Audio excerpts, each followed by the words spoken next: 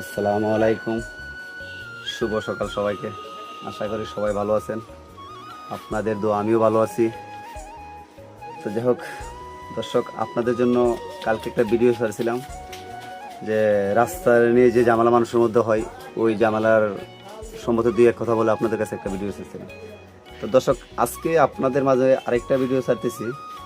যে ভিডিওটা হলো, মনে করেন দলিল আপনার সঠিক এবং লিগেল আছে, তাহলে আপনার জমি অন্য জনে মাঠ পর্চা ধরাইছে এবং আরএস পর্চা তার নামে, তাতে কোনো সমস্যা নেই। যদি আপনার দলিল লিগেল থাকে তাহলে দলিল যার, জমি তার।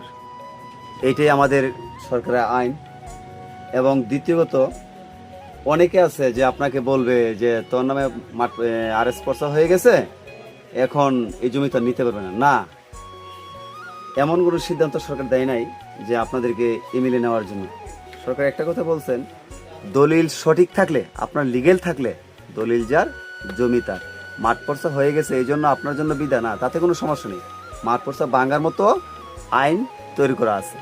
এবং আপনি জজ করে, যদি দলিল আপনার লিগেল থাকে, আপনি জজ করে মামলা করবেন, মামলাতে আপনার ঠিকই সঠিক সিদ্ধান্ত নিয়ে আসবে। তো আপনাদেরকে আরেকটা কথা বলতে যাচ্ছি, সুরমার উত্তরপাড় যত মৌজার RSSMF আমার কাছ থেকে আপনারা সংগ্রহ করতে পারেন।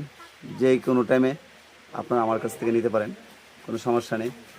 আর দ্বিতীয়ত, এই জমির যে ব্যাপারটা আপনাদেরকে বললাম, আপনারা আশা করি সবাই, অনেকে বুঝে অনেকে বুঝে না, যে পর্চা হয়ে গেছে জমিটা আমি কীভাবে নিব। হ্যাঁ, নিতে পারবেন যদি মনে করেন আপনার SI রেকর্ড আপনার দাদার নামে আছে এবং আপনার দাদার অংশীদার কারোর কাছে কোনো বিক্রি করে নাই, সে ওই এতে পরিপ্রেক্ষিতে সে আপনার মাঠ পর্চা তুলে ফেলছে। যদি আপনি বিক্রি করে না থাকেন, সেই ডকুমেন্টস তার কাছে না নিতে পারেন, না দিতে পারে আপনাদেরকে, তখন ওই মুহূর্তে আপনারা আপনাদের SI পর্চা নিয়ে বা দলিল নিয়ে আপনারা দাঁড়াইলে আপনাদের জমি ওনার কাছ থেকে মাঠ পর্চা ভেঙে আসবে।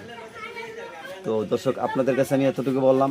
যাই হোক, নতুন নতুন ভিডিও পেতে আপনারা আমার এই ভিডিওটাকে লাইক কমেন্ট শেয়ার করে দেবেন এবং সবাইকে দেখার সুযোগ করে দেবেন। দর্শক, এই নিয়ে আমার ভিডিও শেষ করলাম। সবার প্রতি রইল সালাম। আসসালামু আলাইকুম রহমতুল্লাহি ওয়া বারাকাতুহু।